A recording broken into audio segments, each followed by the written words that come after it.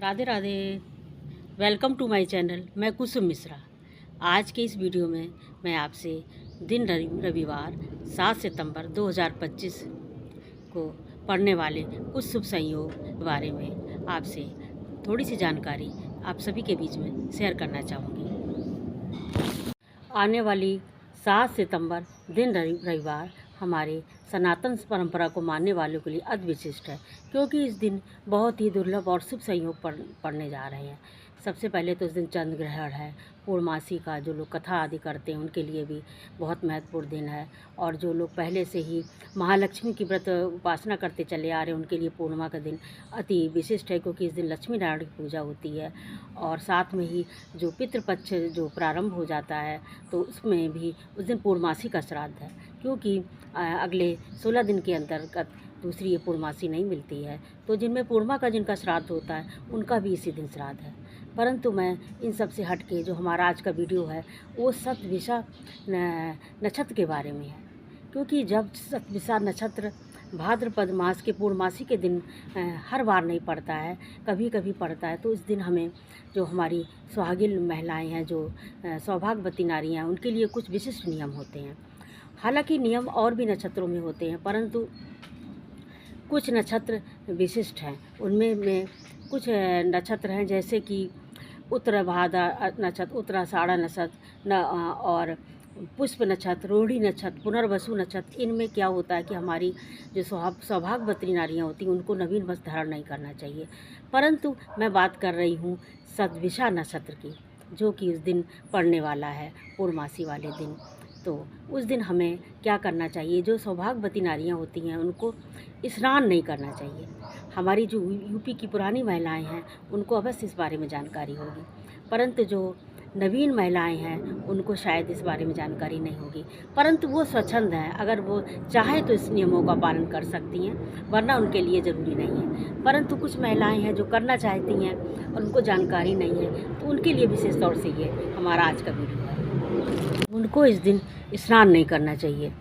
अब आपको सुन के ये लग रहा होगा कि स्नान अगर नहीं करेंगी तो पूजा पाठ जो कि सभी नियम संयम इस समय चल रहे हैं उनका पालन हम कैसे करें? तो उनके लिए भी हमारे शास्त्रों ने एक जो है उनके लिए उपाय बताया है। वो उपाय ये है जो मैं ये सब बताने जा रही हूँ, ये शास्त्र सम्मत है, कोई कपोल कल्पित नहीं है या मेरे मन की कही हुई बातें नहीं हैं। आप जो पुराने लोग हैं उनसे आप पूछ के इन सब नियमों के बारे में जानकारी भी कर सकते हैं।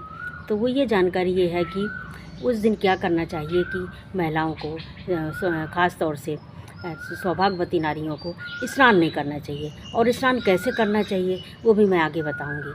परंतु इस सबसे पहले मैं ये भी बताना चाहूँगी कि उनको ऐसा करने से क्या होता है। उनको अगर वो स्नान करती हैं और नियमों का पालन नहीं करती हैं तो उनको 7 जन्म तक वैधव्य दोष लगता है। पति का साथ भी छूट सकता है, पति का साथ मिल भी नहीं सकता है, आदि सब कारण हो सकते हैं। तो हमें नियमों का अवश्य पालन करना चाहिए। तो वो नियम ये है कि हमें वॉशरूम में जा कर के मेन ये होता है उद्देश्य कि हमें अपने यहाँ से पानी नहीं डालना चाहिए, गर्दन के नीचे से ऐसे करके नहीं स्नान करना चाहिए।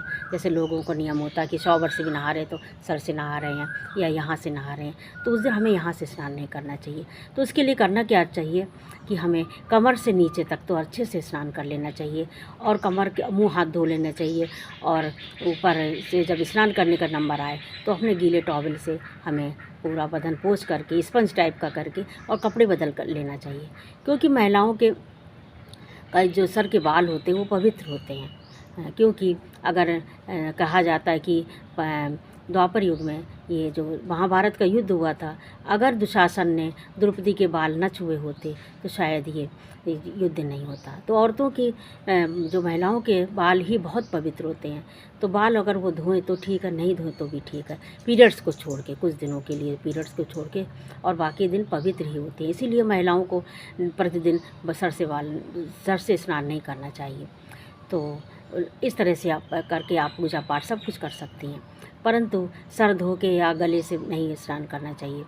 तो अच्छा, ऐसा भी कर सकते हैं कि एक दिन पहले 11:46 तक पूर्णिमा तिथि हमारी उस दिन रहेगी। तो हमें क्या करना चाहिए कि एक दिन पूर्व शनिवार को ही 11:13 तक घनिष्ठा नक्षत्र रहता है। तो इस समय अच्छे से अपना स्नान ध्यान कर लें और दूसरे दिन अब इसी नियमों का पालन कर लें। तो इन नियमों का पालन अवश्य करते रहना चाहिए। और इसके साथ ही आप जो लोग महिलाएं महालक्ष्मी की पूजा आदि कर, जिन्होंने कलश रखा हुआ है, चौकी रखी हुई है, तो उनके लिए भी यही नियम है, उनको भी इन्हीं नियमों का पालन करना चाहिए। और वो अगर इस तरह से पूजा करती हैं तो उनको कोई भी उनके पूजा में कोई व्यवधान नहीं आता है। अवश्य उनको इसी ढंग से नियमों का पालन करना चाहिए। तो ये रहा हमारा सतभिषा नक्षत्र के बारे में छोटा सा वीडियो और छोटी सी जानकारी। तो आप हमारे वीडियो को लाइक करिए, सब्सक्राइब करिए और कमेंट में जय श्री राधे अवश्य लिखिएगा। और यहाँ तक ही हमारा वीडियो रहा। मिलते अगले वीडियो में, तब तक के लिए आप लोग स्वस्थ रहिए, मस्त रहिए। धन्यवाद। जय श्री राधे।